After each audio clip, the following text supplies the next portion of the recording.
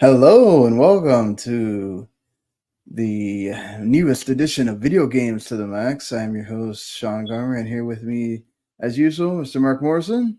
Howdy. Well, this is I'm in my new apartment. This is my room. Sorry that I don't have the best view, but we just moved, so it is what it is right now. At some point, maybe I'll get some like cool gaming posters or whatever back there's You need or to get a whatever. 6 foot. You need to get a 5 foot tall Lego man like I do in the background. Yeah. Get that. What is it? A 17-inch Sephiroth. Put it there. Yeah. So today we got the gaming releases for 2024 almost upon us here, as we have the Prince of Persia Lost Crown demo. I played that. I'll give my thoughts on it. I'm not sure if you played it as well, Mark, or Nope. That's one I nope. didn't play. Oh no, the Prince of Persia one. Yes. Yeah, I did play that. Sorry. Okay, because I was like, I just bought. I that's just Metroidvania. It's right up your alley. yeah, I just bought And the Prince of Persia. Granblue, Yeah. Granblue Fantasy And Relink demo as well. yep. So Mark will have thoughts on that, and some news already happening. We know the brothers next week on the show we'll be talking about the Xbox Developer Direct 2024. We already know the games that are going to be showcased at that thing, so we're going to be discussing that. We're going to be discussing some rumors going around about if it will happen, if it won't happen. Multi-platform release for some games from Xbox to other platforms. Again, rumors. We don't know if that's actually going to happen or not, even though one of them seems like it makes a lot of sense. And Sony was at CES, so we'll have some things there. Nintendo also apparently is talking to some third-party developers about doing more with their Nintendo IPs, and we have a topic based around that to discuss as well. So we're going to cover all of those things and more right after this.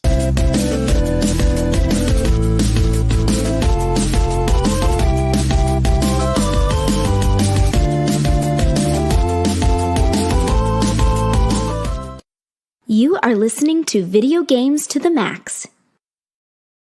I realized the last couple of weeks that I've forgotten to do the intro. Yeah.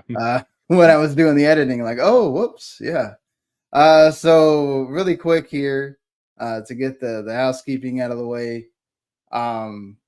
If this is your first time listening or 100th time listening, we do appreciate you either way. We you can watch us live on Fridays around the 12:30, 1 o'clock ish time, Eastern.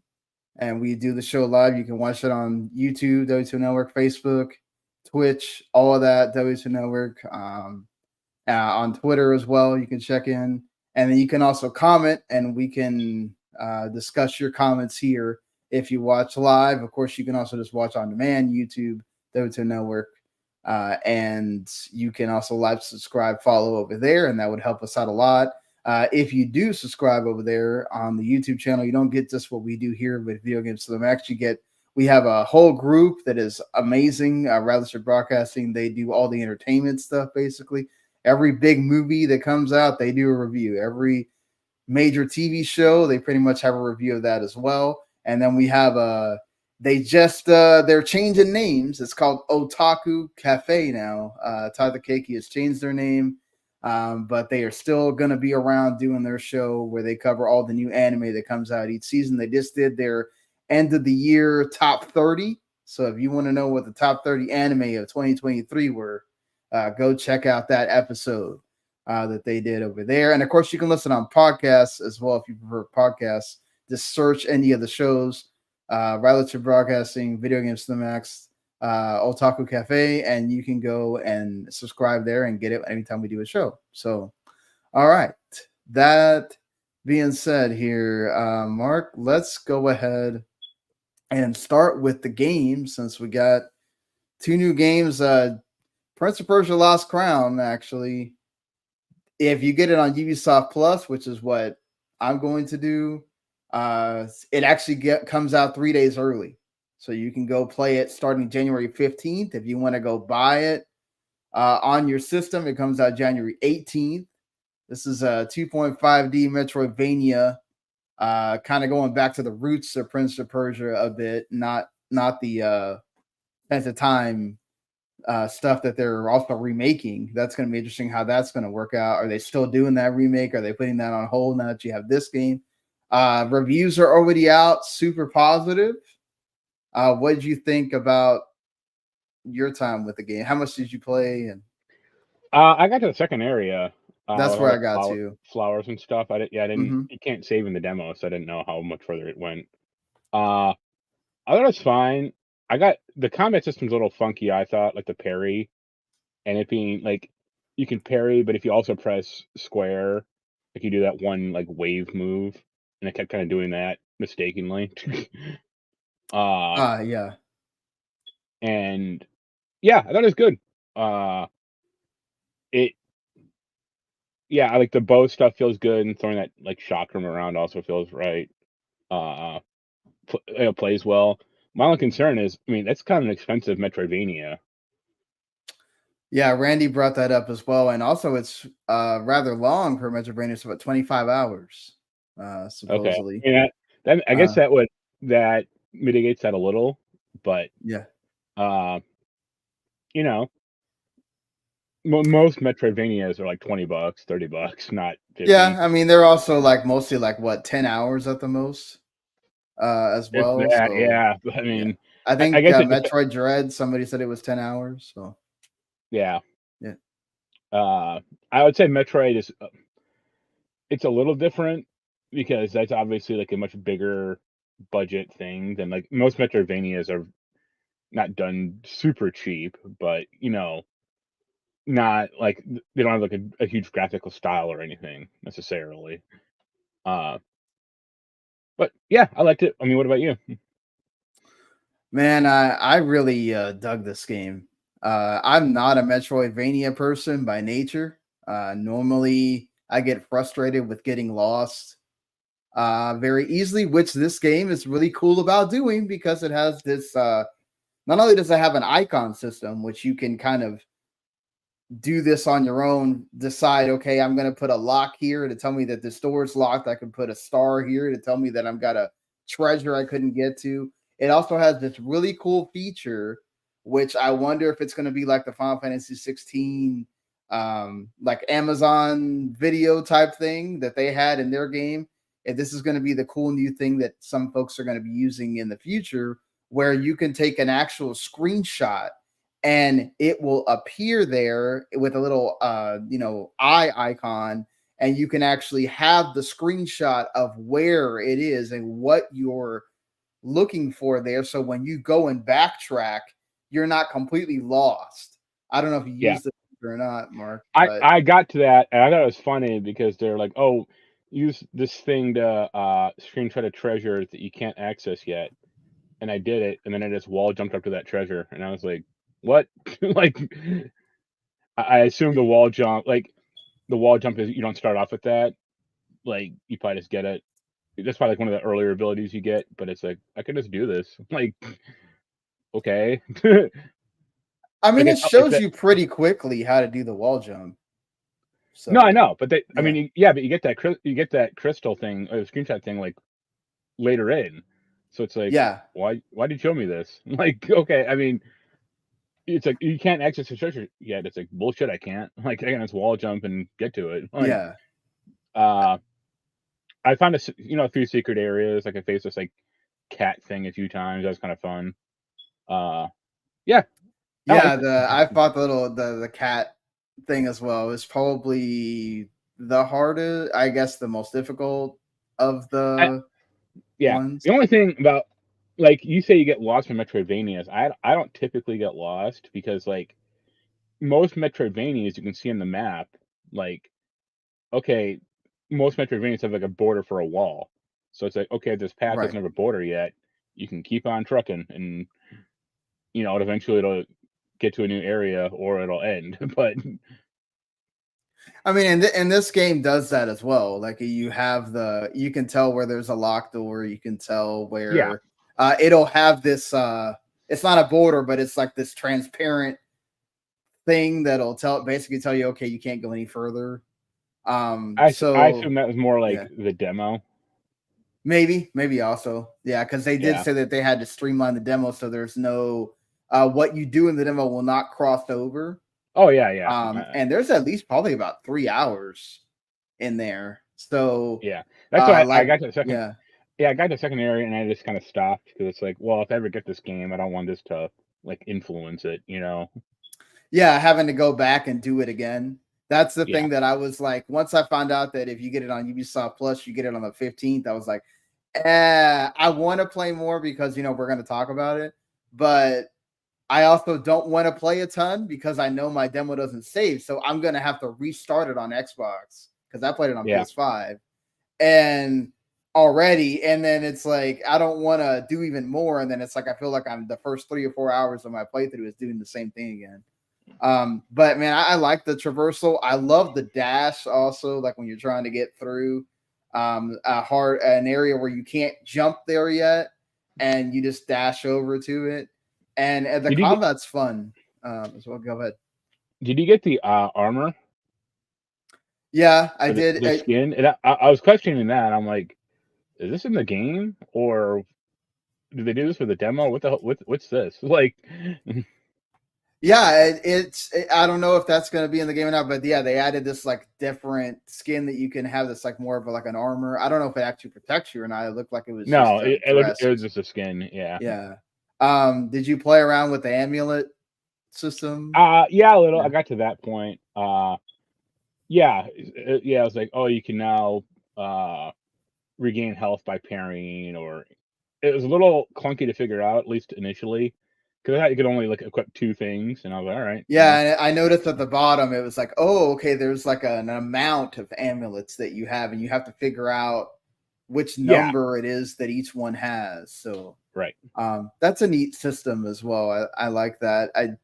The combat to me was fun. I like the fact that you eventually I did feel like I had to start because I'm usually not a parry person. Normally I'm a dodge person.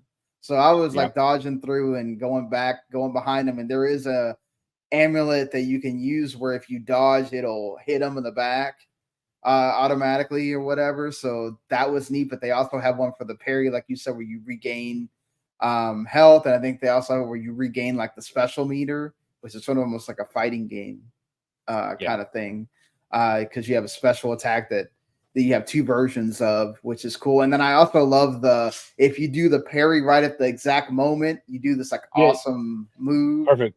Yeah. The kill or So, I mean, they added a lot of different things in here that gives you that feeling of Prince of Persia to me of like, okay, you have the puzzle elements that you have to get through. You have the kind of the platforming, and then you also have the like fun combat as well. So like I'm totally down for this. I didn't know for sure if I was going to be into it, but then I got done playing this and I'm like, yeah, definitely going to go do the subscribe to Ubisoft. But the only reason I don't want to go buy it is because Ubisoft is absolutely terrible about they put the game on sale really fast. Yeah, it'll be 2 weeks and it'll be $30. Yeah, and it's like also, I mean, again, it's a meaty game. For 25 hours, $50, that's pretty good. And the fact that apparently it works great on Switch as well. So they did a good job there. But yeah, you know, whichever way you want to play, whether you want to go subscribe to Ubisoft Plus for a month, you know, wait for a sale, or just play this demo and figure out if you like it. I'm so happy that along with this, you know, the next game we're talking about, this seems to be a thing that is coming back now. Like all of the big releases for this month have a demo of some type. I mean, Like a Dragons was shoved into the Like a Dragon Guide in as an incentive, but it's there. And especially if you have Game Pass, you can go beat that game and play the demo if you want.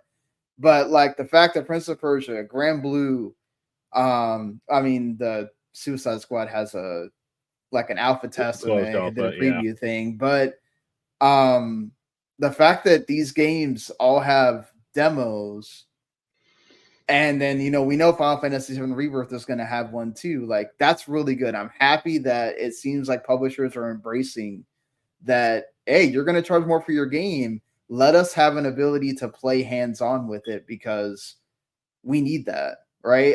You're gonna make us pay $70-$80 for your game, then give us an opportunity to go hands-on with it and let everybody have an opinion, right? And it's not just okay, cool. You and I as game reviewers or the game journals or influencers or whatever can have that opportunity, but it's more of an everybody kind of thing. And I really am a big fan of that. Hopefully that continues this year with all the, especially in this like first 3 or 4 months where we have a lot of releases. Hopefully we're going to see that more.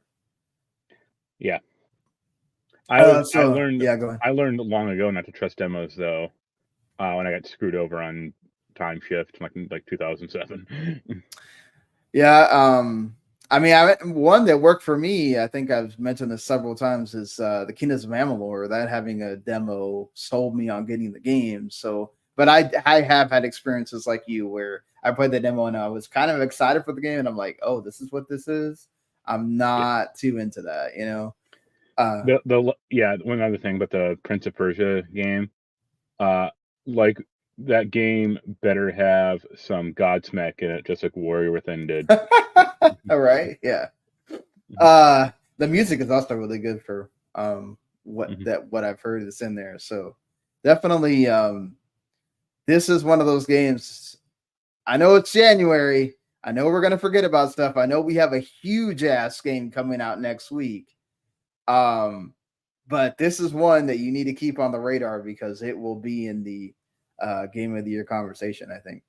So another one that has been very much talked about, especially in the RPG circles, Marc has been waiting for this game forever. Granblue Fantasy Relink, and it has a demo and it dropped already. I've only played the tutorial where basically they just literally show you how to play the game. I was going to start the story section and I already had to do some stuff because of the move. So how much did you play and did you end up liking it? Now you've been the one hyped about it. The demo has 3 parts, like a tutorial, a story, and a battle, like a quest thing. I did the tutorial and the battle. I'll do the story thing. I don't know if I actually do that or not. The story is kind of inconsequential to me at the moment, like because I don't know Granblue at all. Right. So I did the quest one, and it's 3 quests, 2 boss fights, and like one where it's like, oh, just beat up 20, I think orcs or like lizard men or something. I don't know. It's hysterical. Like the game really does feel kind of like Tales of Arise as far as like overall flow of combat and like abilities and stuff, which is fine. It's like a little more action oriented, like you can jump and it's like slightly more of a combo system. But the demo's hysterical because it's like, oh, you can form a party or you can change your party members out. You have like 14 party members. Yeah, I mean, this game is meant to be multiplayer mostly. Yeah, but it's like, who the fuck? I mean, who the fuck are any of these people? Well, like, I mean, you didn't watch the anime or play the. Yeah, but also like they don't tell you like what their classes are or like what they do. Like I just noticed like, oh, this guy has a green icon next to his name, and a few of these small women have blue icons, and some of these guys have red icons, and you can kind of suss out like, okay, I assume red are like more like attacker and blue is like mage or healer or something. Right. But it's like, why do you have 14? Like, why don't you just have? I mean, it seemed like they started the demo out or the quest like line out part out in like 30 hours in. You know, like imagine. Well, I mean, they want you to kind of get the full experience of what it'll be like when you get to that part, right? If you're playing from the beginning of the game, you're not going to be as powerful. It may not be as fun for you. I wouldn't say it's the beginning of the game, like 5 hours in would be good, not 30 hours. But yeah, it was good. Like, heavy attack, light attack. You have like a link attack that. I don't know why that triggered occasionally. Like it was just like, oh, press circle to do a link attack. I think it was like you have like you have like a meter that. Yeah. Well, you have 2 meters. You have like the link attack one, and then Right. you have the Like like ultimate super attack one. special one. Yeah. The burst attack or whatever. Yeah. Yeah. So yeah, and you want to save that. Like you can actually tell your party members to like they can either do it themselves or hold it, and when you do it, then they'll all do it, and then that generates like more damage because all 4 of them are doing it at the same time. Right. But yeah, you actually get stuff in the game if you beat all the quest stuff. You get like items for like the main game when it unlocks or when it is out. So that's cool. Like I like it when demos or like little arcade games do that as well. Yeah, I do think that that's good. Giving somebody an incentive to play through the demo is always a good thing in my view. Like again, I from what I have seen of because in Outer Haven we have some folks that have been playing this as well, and they were making comments and that this really does seem to be built up around multiplayer. That it's not as perhaps fun a game if you play solo. So if you're someone that playing with randoms or doesn't have friends I'll to play probably with. I'll probably play with the Yens at least, and then have Yeah. other people be like AI. Or it depends if you know other people who get it, we can all play together, but we'll see. But I enjoyed it. I'm not going to cancel my pre-order now, I guess, or I'll let That's that keep good. going. Yeah. And yeah, it looked nice. It looked actually really nice. And played fine. Although the demo's also funny because it was like every quest had like side objectives, like do the link attack 3 times or do the ultimate attack twice. Every quest had an objective like beat it in 2 minutes. And I'm like, no, like I can't. I don't know how to play the game. Like you barely showed me a tutorial. Right. Like what the hell you mean? I think it wants you to do those in order. I think it does want you to do the story part so that you get used to doing the battle mechanics solo, and then when you go into the other one, you already know how to do that. No battle mechanics at all. It literally is just like I think like. No, I think you do have fights in that section. It's kind of meant more of a trying to introduce you to the story, and then also some of the fights, but then the actual like I guess co-op part is more of the what you'll experience when you get into more of the hardcore stuff, I guess. Yeah. It not in terms of play style, thankfully, but it reminded me almost a little of Monster Hunter, like the co-op nature of it, and like not everyone being the same class, but and more doing combinations with the other classes or like that type of stuff. Yeah, I'm glad you enjoyed it and that it made you happy to be able to pick up that pre-order. That's always good when the demo does its job there. Yeah. Anything else you want to discuss here? I got Fantavision 22X. Okay. Yeah. Have you heard of Fantavision, or do you know what it is? Okay, you know what Fantavision is? Yeah, I don't know about the 22. No, 22X is like it's a PSVR 2 update. Like it's more like an HD port of it basically, but I think it's the same game. Jens didn't know what Fantavision was, and I was like, how can you not know what that is? Like that was like the original like weird ass game on the PS2. Yes, wasn't it a launch game for the PS2? Yeah, it was, at least in America. Yeah, and this port is a little funky because I think I played through the tutorial because I played Fantavision, decades ago, but I forgot how to play it completely. And so I played through the tutorial, and it's an all video thing, but it made it seem like it was supposed to be interactive. So I think the original PS2 version had an interactive tutorial, and they just made a movie based on it instead for this. And it's like, this is really weird. Like, why did you do this? Like, yeah, okay. But I got to the first level, and it's Fantavision, so the fireworks blow up nice. exactly. I remember I had this game. I remember having fun with it. It was just like it's essentially like a different version of like a shump or whatever. But I actually liken it more to like almost like Puyo Puyo, because you have to. Like, I guess match... that too, but you're really just trying to take out all the things as you see them. You're not building blocks, I guess. No, but you have to like color match. That's the thing. Yeah. You have to like get 3 blue fireworks that actually set them off. Or you Right. have to, like highlight them. So that's why it's like, to me it's like Puyo Puyo, because it's like you just can't blast everything in sight, because if you could, it'd be over in 5 minutes, But it's like, you have to like strategically get 3 blue ones, get a wild one, and then you can get 3 green ones, then maybe get another wild one and get 3 red ones, and have it all stay on the screen before they all expire, and then light it all up. But it's Fantavision, so it's cool. Yeah. And I actually got a physical copy of that too, so that's good. Anything else you want to mention? Or?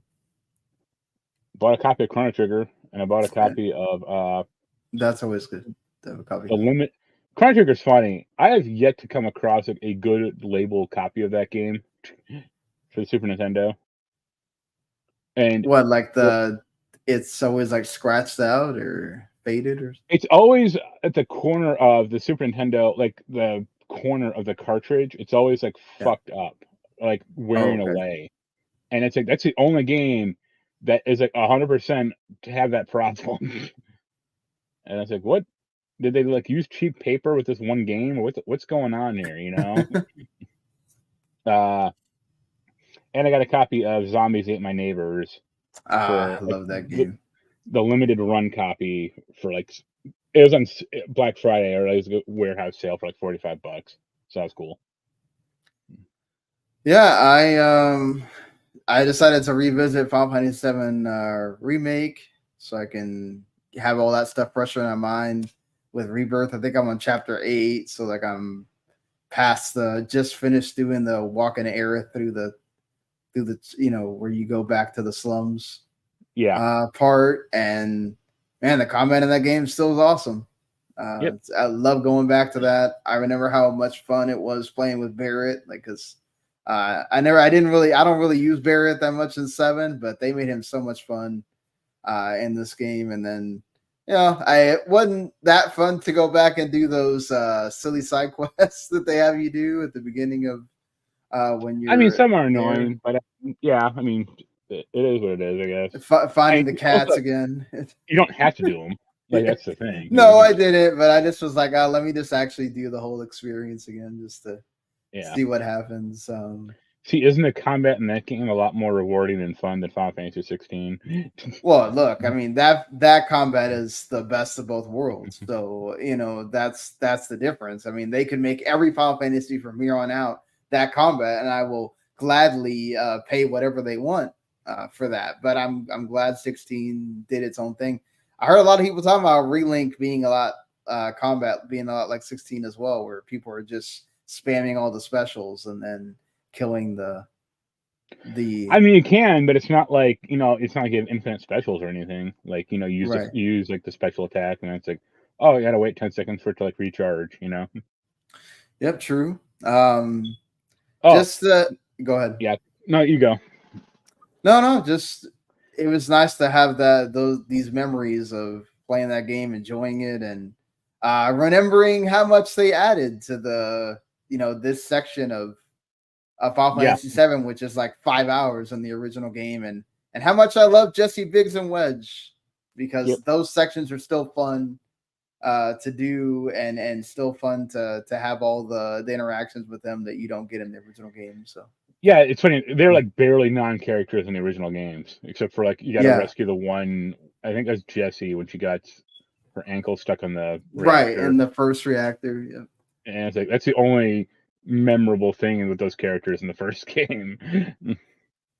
I love that they all have their own little personality and their backstories and all that stuff. But like Jessie became like such a popular character when the remake hit, because who knew, she was gonna be all hots for Cloud, and then you realize that she's kind of just she's an actress, so she's doing the whole playing it up bit, and it's fun,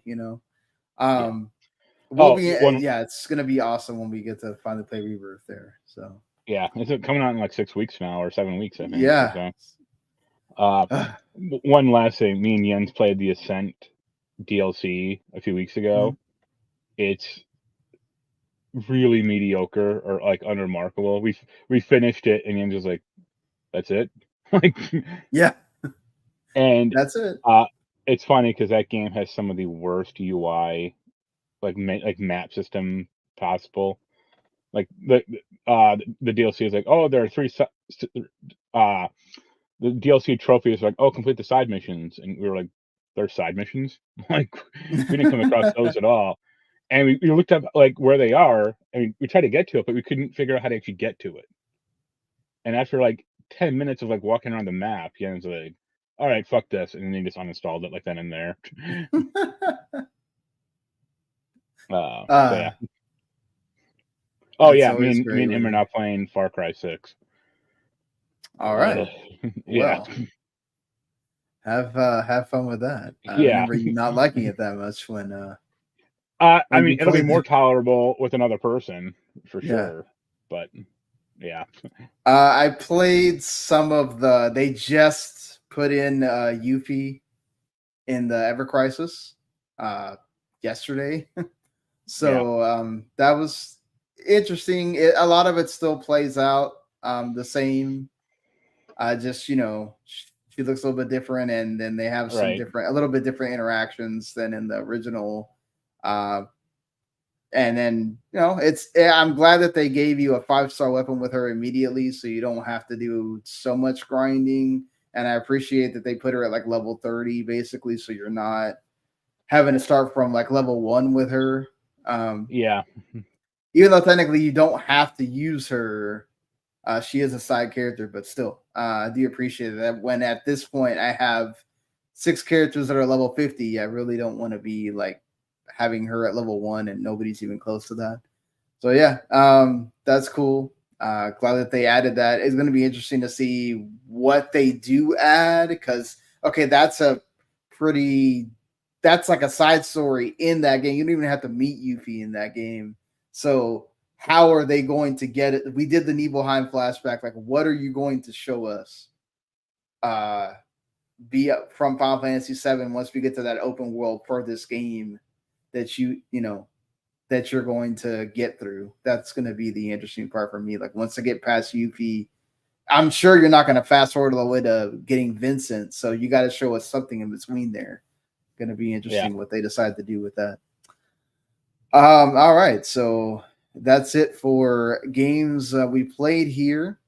Let's get into the news. And I guess let's go ahead and start with some Sony stuff here. Pretty quick. There wasn't like a whole lot given, but they did announce the PS Plus Extra and Premium stuff for January, and some pretty good stuff in here. Finally try out Tiny Tina's Wonderlands. It's there. Resident Evil 2 is also going to be on Game Pass, so interesting that Capcom is just putting it on both of them. A game you liked a lot, Hardspray Shipbreaker. Yep. Going to be there for folks. Just Cause 3. And Lego City Undercover. I remember a lot of people liking that game. Some there. And some interesting stuff with the premium, because even though we don't know when Visions of Mana is going to come out, good that Legend of Mana, Secret of Mana will be there for people to play through if they want. And then the Street Fighter 30th Anniversary Collection, that's a lot of games. That's good too. Phantom Menace, love that game. So can't forget that one. So cool that it's going to be there too. So you can definitely go check out that list. I'm sure there's stuff for everyone there. So Sony was at CES 2024. The big announcement that they made was that Horizon Forbidden West, basically the complete edition, is coming to PC. We don't know the release date yet, because they will include the Burning Shores expansion as well, which did not come out on PS4. and it's going to support DLSS and some other graphics stuff as well in there. So it'll look even more beautiful than it does on PS5. So that's cool if you have a, rigged out PC. You already played through this game, so I'd imagine you don't have any interest in. It might be nice to get it just to like really test on my laptop or see how it can handle a pretty current gen game. But yeah, I'm probably good. Probably the more. So go ahead. No, I was gonna say it's also nice that it has the DLC included. Like they shouldn't sell that type of stuff on like separated. I don't think. Yeah, probably kind of a pain in the butt to be having that where somebody has to go find out on the store that there's DLC or whatever, just included automatically, and there you go, make it easier for people. All right. The more probably interesting thing is I completely forgot that they were making a Gravity Rush movie, and they kind of showed some snippets of this, and then they showed some like mocap or whatever, and then also apparently they're doing something with Patapon, but we don't know if that's a game, if they're doing an anime, if they're just doing it as a test thing. And then they also spoke poetic about the Legend of Zelda movie that they're co-producing. So I guess that's some stuff. I mean, Patapon looks like a game. Gravity Rush is kind of funky because it's like, okay, like, does anyone care about the Gravity Rush story? Like, or does it have one? But sure, why not? Unless it's animated, so that's good. If it was live action, that'd be bad. Yeah, I mean, with all the stuff you do in Gravity Rush, it'd be kind of weird if they try to do live action. Not that it would stop them, but right. Yeah, it'd be different. I mean, the story stuff doesn't necessarily have to be that important. I think they show with the Gran Turismo movie, you can still make a good movie, and it doesn't have to be based on a thing that has this grandiose story. So, but Gran Turismo is based on a live story, I know, but it's like we're not talking about this lore of Gran Turismo, right? Yeah, the lore of the Subaru WRX, Yeah. But there is a game that perhaps could show up on PlayStation, according to Nate the Hate and his podcast, and also Jeff Grubb was the one reporting that Sea of Thieves could go multi-platform. It is really the only live service game that Microsoft owns that is not currently multi-platform. Yeah. So that wouldn't necessarily be the biggest deal in the world. And also, it's not like Sea of Thieves has this huge audience on Xbox. So being able to expand that out and give the devs more people to experience the game, I don't think is a really big issue. I don't ever have a problem with these big multiplayer games going to other platforms, and the game's been out for a long time. It's not hurting anyone for that game to go multi-platform. However, the internet went crazy because he also mentioned that another game, a highly acclaimed game, a game of the year game, may also show up on Switch and possibly PlayStation as well. Hi-Fi Rush is the one that's being heavily rumored that game. I thought you were going to talk about Redfall. No. So a lot of people were getting upset, obviously, that why is Microsoft giving away one of their best exclusives? This means Microsoft is going third party. Because that game costs $20 and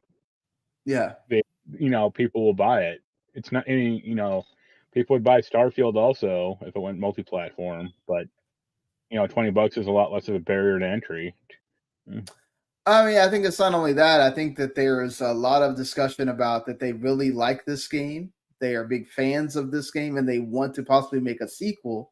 So why not open that up to more people, especially on Switch, where you have a lot of animated characters and things like that, So he would fit right in with being in Smash Brothers if they were to do that.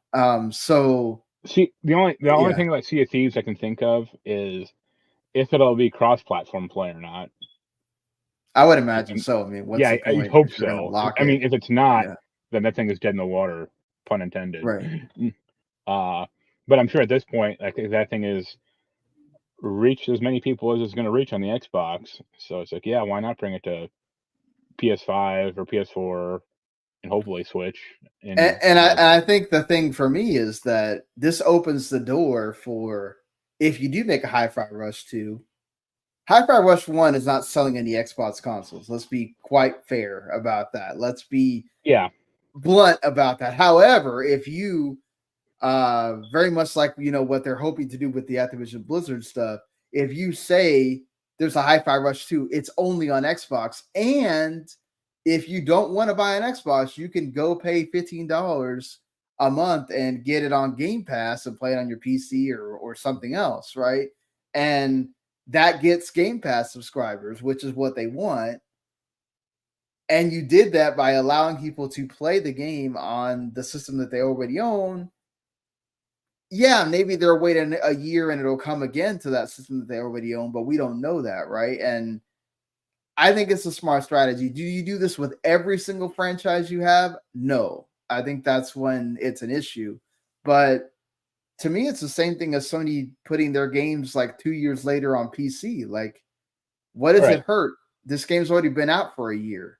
Like you still got it for a whole year before anybody else got to touch it, and it's still on Game Pass for you to try out whenever you want, or you can go buy the game and have it whenever you want. Do you think that they have any sort of point here when they get upset that, oh, this means that more people are not going to work with Xbox because they're putting their games on other systems and the console's going to die? And is that like the sky's falling kind of thing? I got news for those people. Like, look at the console sales figures, folks. Like, it's not exactly a healthy ecosystem to begin with at the moment. So, well, I mean, it's not that it's unhealthy. It's the console itself doesn't sell, right? Because Microsoft also doesn't make it the biggest deal, right? They want you to play the game wherever the heck it is that you want to play. And that's this is part of their strategy, right? They've been upfront about, we're going to go case by case and put things on other systems if we need to, right? Maybe not day and date, but at some other point. And I feel like a lot of people are missing that message, trying to find old quotes that Phil said about, oh, well, we told you we weren't going to do that because we don't want you wondering about if this game's going to be on Switch or this game's going to be on Switch or whatever. It's like, look at the messaging that they've been putting out for the past year. Look at what even though Phil kind of came back and said, Tim Stewart, the CFO, kind of said a little bit too much there. He did say that, right? He did say they want to put some games on PlayStation, on Switch, whatever. They're going to count those as Xbox players as well because it's an Xbox IP. Like, they're going in that direction. And I think we need to wake up to the understanding that consoles, the growth of consoles, unless you're the Switch, is shrinking. There's always so many people that want the console. And eventually, look at how much the Portal blew up, right? I mean, you have to have the console to use it. But it seems like people want to be able to have the ability to game wherever they want. Look how much these portable PC things are blowing up too. So I feel like this age of having the box and sit in front of your TV is starting to show that people don't necessarily all want that. And I think Microsoft is kind of ahead of its time in that way. I don't think we need to go and scream Chicken Little at this point without actual evidence and actual confirmation from Microsoft. Also, this is still rumors, right? We don't know what this is going to happen. And yeah, it was crazy to see the people that were like, I'm done with Xbox. Like, yo, stop believing every rumor you hear and just wait to see what happens next week if they announce anything at all. Right? Yeah. Also, go ahead. No, I was going to say, I can see Hi-Fi Rush hitting the Switch. I don't see Sea of Thieves making it. Well, yeah, okay. Sea of Thieves, yeah. I mean, Switch 2 maybe. No, well, because Sea of Thieves is an online only game. So Well, but they have online only games. I mean, they have Fortnite. They have other online only games. That's what Apex Legends is on there. I mean, they're gonna put Call of Duty on the Switch too. So, you know, yeah, they'll go we'll see how much power this. Well, since we're on that topic really quick, did you see the? I mean, again, these are rumors. The rumored specs for the Switch 2 Nope. at all. I think the only thing that was I think it only has 8 gigs of RAM supposedly. But everything else kind of seems, up to what you would expect for that thing. Yeah. I'm sure that means there's going to be some games that are not going to play well, just like the first Switch. I don't think people should have expected them to come out with something that's gonna all of a sudden be able to play your PS5 games. They've never been about that. Right. But yeah, just to pivot from that, so we can get done with the Xbox discussion. They did announce that the developer direct is happening on the 18th, so on Thursday. So that means when we do the show on Friday, we'll be able to give you our thoughts after watching it. The Indiana Jones game is going to get shown off. Any interest in this at all, or? Not really. I mean, I'm not a huge Indiana Jones fan. I watched this movie like pretty late in life, actually. Right. But the studio is good. That'll be interesting to see. Is it first person or third? Or they not even said that? They haven't said that yet. There's a lot of speculation or whatever, but yeah. I remember I didn't play it, but I remember that Indiana Jones game for the N64. I was kind of like a Zelda clone, but actually like not terrible. Right. So if they can do it, cool. My big question actually is, do you think they'll get Harrison Ford for it? No, I don't think so. I mean, maybe. Well, Disney's fitting some of the bills, so maybe they would. I don't know. Well, here's the thing. I mean, if they could get him, do you think he could actually pull it off? Given his age. I mean, they did a deep fake of him in the movie. So yeah, well, that's voice. I mean, yeah, but that's like actual acting. This is like just voice acting. So, right? like, he could do that. I could hope he could pull it off. Yeah. He actually did. He did do voice acting for Star Wars, The Force Awakens, the Lego game. So I don't know if that was just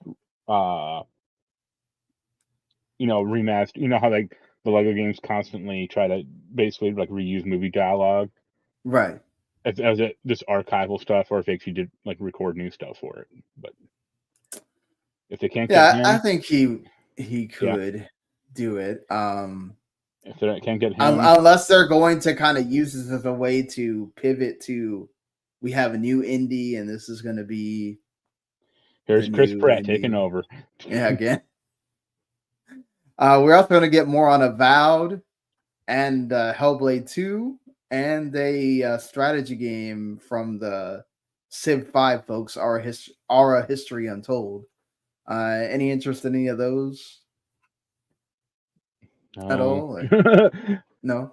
I feel like the longer you talk about, because I didn't play the first one, but the longer you keep talking about Hellblade 2, the less interested I am, because it's been 5 years,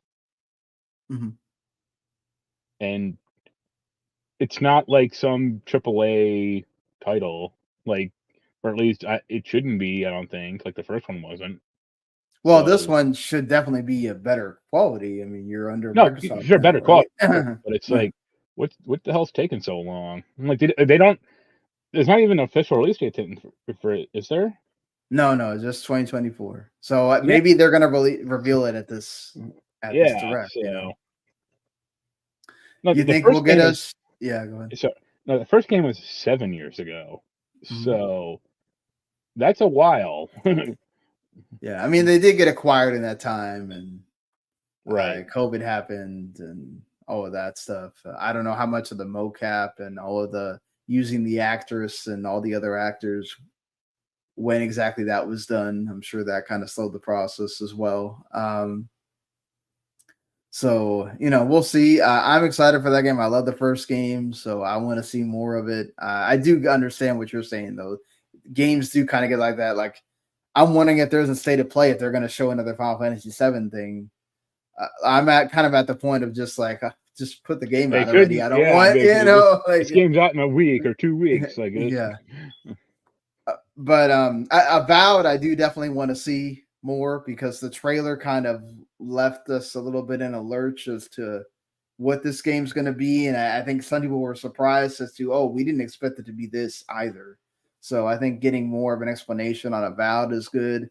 I'm not a big strategy guy, so who knows on this Aura History Untold? And yeah, think they do another shadow drop here after the first one went so well, or if they have something, maybe. But let's be a little honest. Microsoft's track record isn't the greatest. yeah, it'll be interesting because that was a total out of nowhere. We had no idea that game was being made, really, for the most part. Do they have another game like that? I don't know. It'd be interesting. Maybe an old property that they bring back or something like that that a lot of people don't know that's being worked on. It'll be like Psychonauts HD. Maybe. Or it could be just an old a franchise that they haven't done in a while that's getting DLC or something like that too, maybe. So Gears of War. Yeah. We're just gonna shadow drop Gears of War 6. Here you go. Yeah, and I mean, I'm assuming there's going to be something announced that it's not being talked about here because you already kind of set this expectation last year, so now people are going to have that expectation again. Do you do it again, or do you kind of just tell people, hey, we're not always going to do that? But we'll see. I'm excited for it. It'll be interesting to see what we're talking about next week when that does get finally shown.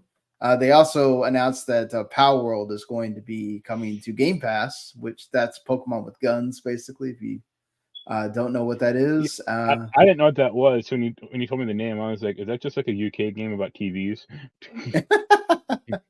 Right. Yeah, it looks really good. I've kind of sort of been interested in it, but it's also sort of, I think, like online, or I'm not sure. And so it wasn't one that I was like, oh, I'm not gonna go out and pick this up, but it's a perfect gift for Game Pass, and glad that they put it out. So it's another game coming out in that week where we have Prince of Persia and now this, and I think a few other games that we'll talk about when we get to the upcoming games that are coming out in that week. So yeah, let's see what happens there. So before we get to some of the or the big Nintendo topic that we have, the DICE Awards announced their finalists, and Marvel Spider-Man 2 and Alan Wake 2 are kind of leading the categories right now. One of those deserves it, and the other is Spider-Man 2. Yeah. Some interesting choices as well. Cocoon is also up for Game of the Year, which that's the one difference, I guess, from the Game Awards. No Mario Wonder in the final tally for that. And they just flat out chose not to put remakes on here. So no Resident Evil 4 remake or Super Mario RPG or whatever. But the rest of them are Baldur's Gate 3, Legend of Zelda, Tears of the Kingdom. That I thought they said no remakes. Yeah. So I'm not gonna get. You can go on the website or your favorite news site and find the awards. Just people that were complaining about the Game Awards. Here's another award show that you can go support instead. That's much more like an award show. Definitely go watch it if that's something that This will also have Joy Coy bombing at the when he delivers the speech. Also, still sucks that Octopath Traveler 2 was not in the RPG. You're the only one that cares. I care. Other people care as well. But yeah, I think for the most part, everything else they kind of hit it. Yeah, I think there was like a few that I was kind of like, okay, whatever. But yeah, I like Dave the Diver. I didn't know that the story was that great in that game, but I sure. didn't know it had a story. So Yeah, it does. It does. It does. It's just doesn't feel like the more, I guess, usual story that you get in those games, and kind of sucks to see Sea of Stars not get represented in the best indie and all that too. But this is more of a like developers choosing the awards here too, so it's different than like gamers and journalists. This is more of the folks that are working on your game are the ones picking the awards finalists here. So yeah, we'll see what happens when we finally get to actually getting the winners announced and everything, and see who wins. That's on February 15th. I think they said 8 p.m. I think it is going to be shown by like IGN or something. So you can go watch it there. yeah. Also, Netflix is apparently going to possibly do a PS Premium type tier because they have about 90 games in some sort of development. Now, a lot of these games are not Netflix is making them. It's the devs are taking their game and putting it onto Netflix. But it kind of does seem like that means that they have big plans for gaming. We know that they have AAA games that they're in development with. Do you think this is a good sign that we're gonna get good quality games here, not just like mobile ports and like story based games, that we're gonna be introducing another tier that you pay for extra? No, I don't. I mean, have they even said how games do on their service? Because like I saw Yeah. someone complaining about it. Like it's incredibly hard to even find the games on the service. On mobile, they're right there. Yeah, but like on the Uh, TV, I think oh yeah, there's like on the TV. Well, the thing is, on the TV, I think you have to be using your phone still, and that's not working for everybody yet. They're yeah. still in like a beta phase with that, so it's like your Well, it PC was and like your it was some Twitter. So I follow on Twitter, and they were like, I tried to do it at my parents' house, and it's so buried in menus, and it's not. I mean, I don't think it should be like front and center on the service, but it right, shouldn't be like 5 menus deep either. And you got to just wonder what their goal is, because Netflix doesn't have like they're not like the franchise, or they're not the franchise makers they used to be. I mean, right. Stranger Things is ending soon, and Hmm. what else do they got?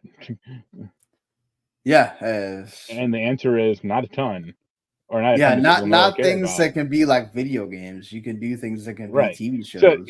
yeah, Right, they're trying to pivot into games because they're like, oh, that's a huge untapped market for us. But it's like, yeah, but you cancel shows pretty willy nilly that people care about. right, So what are the odds that you're going to cancel this? Let's say it's an episodic game. Let's say, okay, make an episode or two, and that's it. Or even like, let's say it was like a standalone game that people really liked, but it's like, okay, we made it, but it didn't recoup enough, or it wasn't as big a success as we envisioned. So you're never going to get another game from us or from that franchise again. right. So And that uh, is a worry as well. Like, what happens yeah, if that AAA game doesn't do well? Do they just axe everyone? Like, yeah. do they just say, It'll, "Screw it, we're not doing anything with games"? I Like, mean, if Amazon can't get their games division going, really, I mean, let's be honest here. What hope does Netflix have? yeah, and Amazon has some people behind Well, it on no, their end. they Yeah, had some people. There's a difference. yeah. I mean, but they had some big names, right? Yeah, oh Like, yeah, they had like I think they had Jade Raymond for a right. time. Uh, And people like New World and stuff. It's just no, like, like New yeah, World and Lost Ark. Those are like the only two successes, and I think you know those weren't breakout hits necessarily. I mean they're both trucking along. They're both doing okay. But at least in like Lost Ark's world, it was more just like translation. Like that game had been already done for years, so they mhm. decided to like work on the English crap. Yeah. we'll see when if we see some kind of.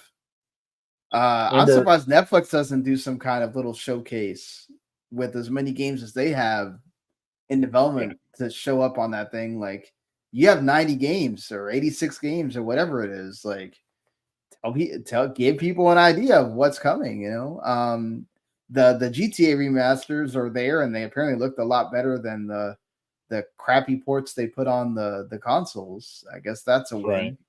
But yeah, I guess that will be something that we'll see how that goes along through this year.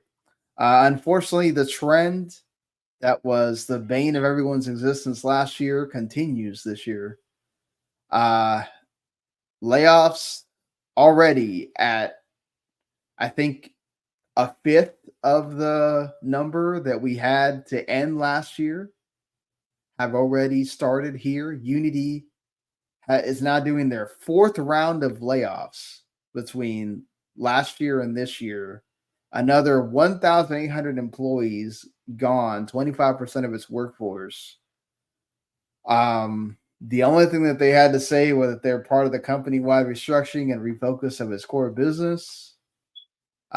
Pretty much the legal mumbo jumbo that you hear all the time.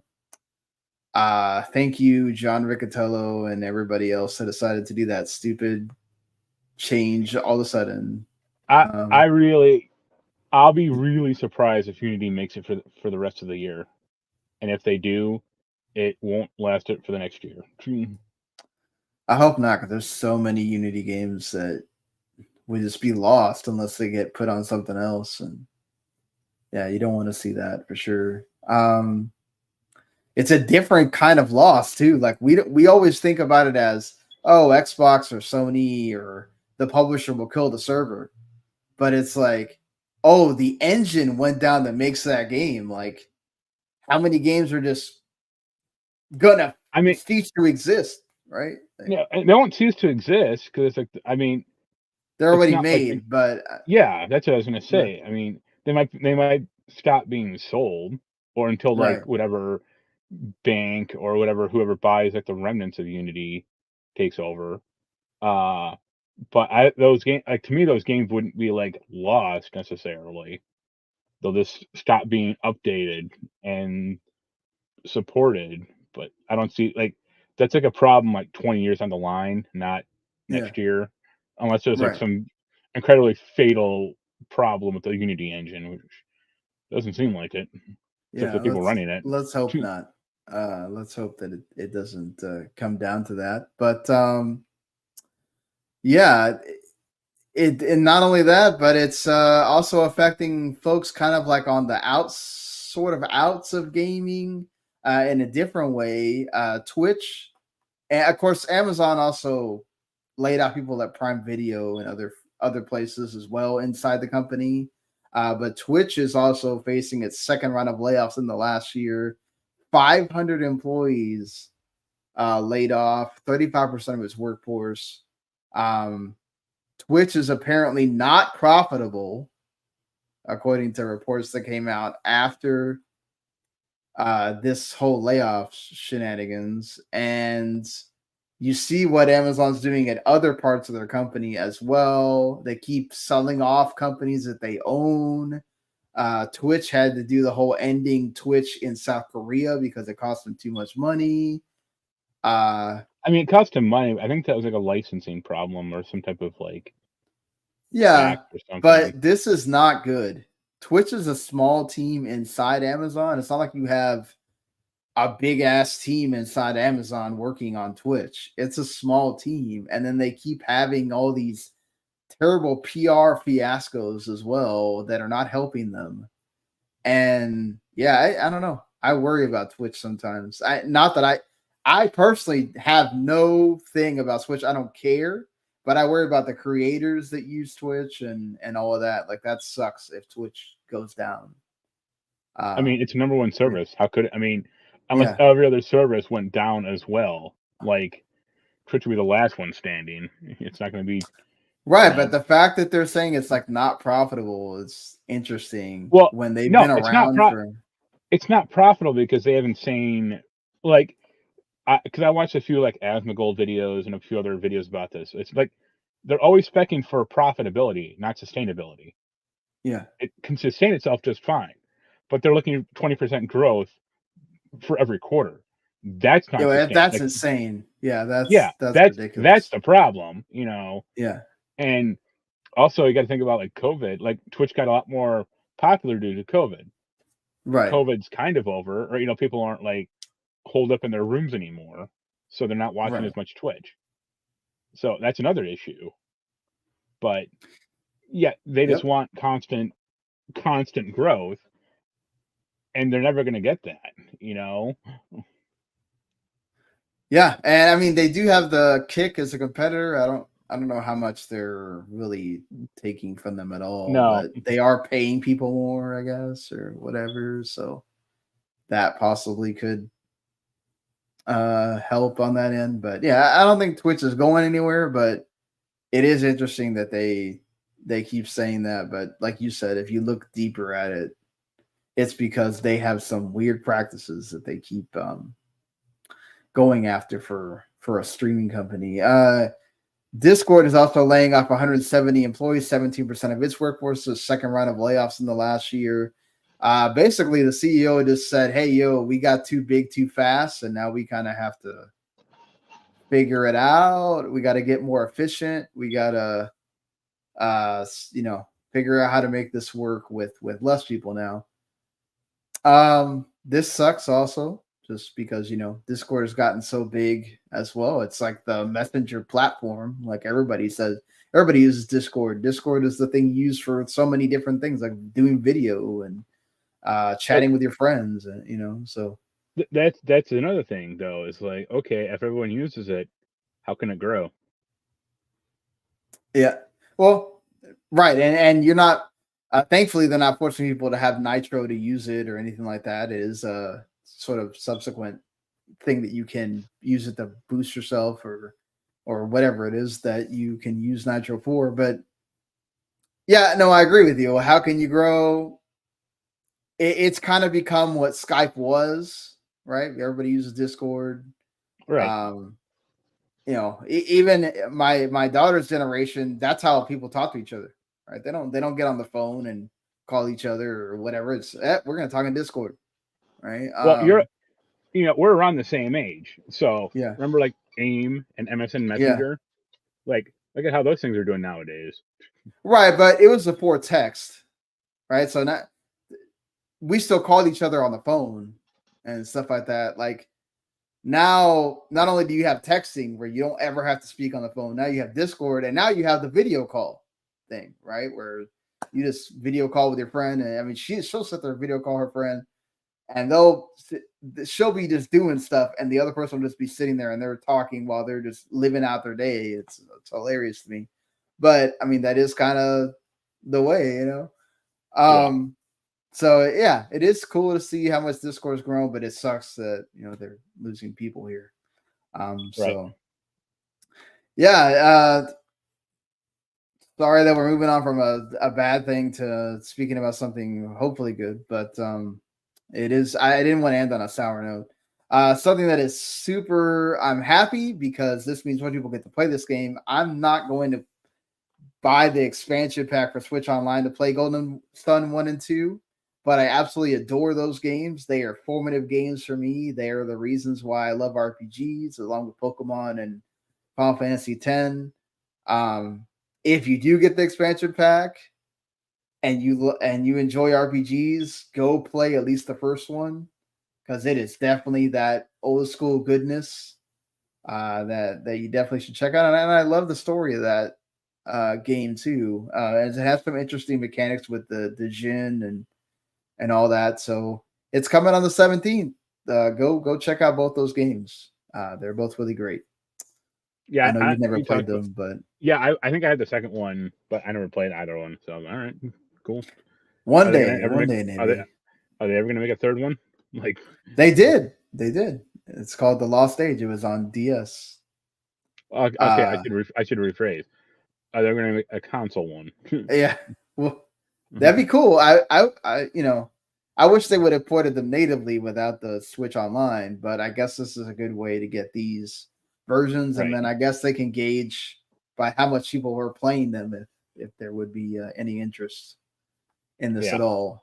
Speaking of bringing back old franchises, though, Nintendo, who has done this in the past, is talking to other third-party developers about doing things with their IP. So this would be like Platinum working with them on Bayonetta and Ubisoft also and Star Fox, Yeah. and then Like going Ubisoft on to and do Astral Mario, Chain. Yeah, Ubisoft, Mario, and Star or Fox. the Cadence of Hyrule. The Cadence and that Hyrule. thing. Yeah. Yeah. Way Forward work with them on the Advanced War remakes. Right. So Mercury Stream work with them on the Metroid games. Yeah, Nintendo is not one that likes, and then of course Bandai Namco, it's Smash Brothers and so many other. So Nintendo's not one to go out and acquire people. Look how long it took them to acquire the team that made Luigi's Mansion. So they like to do this. And it's cool because that means Nintendo's not actually working on it internally. They can let somebody else, work on these franchises. So I kind of, asked you, is there any franchises that you think like maybe this could help bring it back? Or I mean, I was joking about Kid Icarus. Yeah. I mean, that would be cool. I know a lot of people, it's like mixed emotions on that 3DS game. Yeah. But I would love to see Rhythm Heaven come back or Elite Beat Agents, one of the two. Sure. So if that means that one of these companies with rhythm games kind of being on the up again can do that, I'd be so happy. Do you think that we get a Star Fox? Maybe an actual proper Star Fox game, not that No. thing. It'll be no? fucked up. You know think what we're gonna get? We're probably gonna get a 100-hour AAA version of pro wrestling. Yeah. Sorry. Gotta love going on a site and it's supposed to be on mute and it's not. But yeah.